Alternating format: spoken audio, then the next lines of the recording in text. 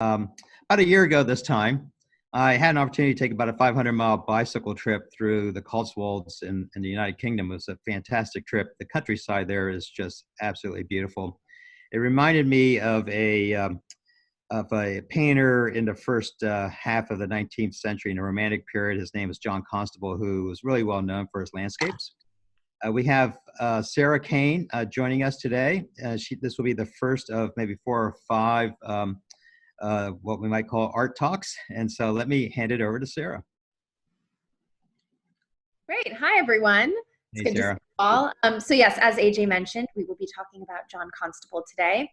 So John Constable was born in 1776 in Suffolk, England. His father was a corn merchant, and even though he was the younger son, he was expected to take over the family business one day. In his youth, though, he would sketch landscapes of the countryside and took to art and painting as a hobby while eventually running his father's business. He actually had a mentor that told him, don't make art your career, just keep it as a hobby. But eventually he couldn't hold out any longer, and he convinced his father to let him pursue a career in art. And his father sent him to the Royal Academy schools, and he later had exhibitions at the Royal Academy in London and at the Paris Salon. So again, as AJ mentioned, he is part of the Romantic era of painters. And Romanticism was mainly from 1800 to 1890. And it was a direct response to the Industrial Revolution at the time and the Age of Enlightenment. So realism would be the direct opposite from Romanticism. Romanticism preferred emotion and intuition versus rationalism, especially when it came to nature. Romantic painters and thinkers valued free expression and the ability of the artist to create something original from nothingness was a big ideal. And John Constable himself said, quote, "Painting is but another word for feeling," which I think is really beautiful. So now let's look at some of his works. So this first one, I'll cover my camera. This first one is titled Dedham Vale. It was painted in 1802. And this was one of Constable's first major works. The viewpoint that this was painted from is a place called Gun Hill, and looks directly onto the Dedham Church, which you can see in the distance, very small in the background. Dedham Vale is on the Essex-Suffolk border, and it's one of the many paintings that he did of Dedham Vale. I will show you another one. This is titled The Vale of Dedham, slightly different, as you can see. And so in this later rendition, The Vale of Dedham, you can see the style is slightly different. He uses different, more complex color palettes, as well as the inclusion of some figures in the midground of the painting, if you look closely.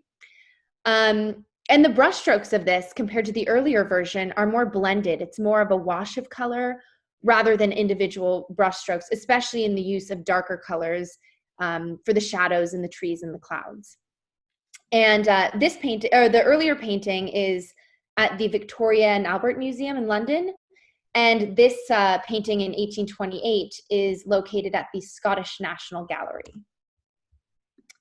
So this next one is titled Wivenhoe Park. This was painted in 1816. And this painting was actually commissioned by a friend of Constable's father, who was the owner of Wivenhoe Park. So if you look at it, it really has a sense of whimsicalness and happiness and idyllic perfection. Like, I would just want to jump in one of those canoes and be, you know, sitting in this pond. It's so beautiful. But again, we can see how Constable's brushstrokes give the painting such a clear, almost photographic nature. And this painting looks very simple and perfect and pleasant, but when you look closely, you could see the amount of detail needed in the brushstrokes to portray this, especially in the detail in the clouds. And I'll talk about clouds a little bit later. So this painting is located at the National Gallery of Art in Washington, D.C. And finally, this painting is titled The Haywain. This was painted in 1821 and is one of his most famous works. It was originally titled Landscape Noon, but a friend of Constable's nicknamed it The Haywain, and that's just what stuck all this time later. So this calm landscape depicts a cottage that belonged to Constable's father. And as I might have mentioned before, Constable really took inspiration from the beautiful countryside and landscapes around him.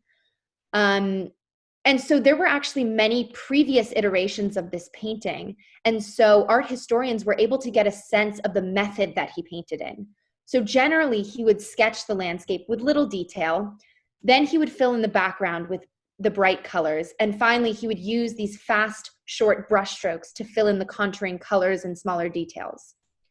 So as I mentioned before, another thing that Constable focused on was clouds. He was determined to get the nature of clouds correct, down to a science.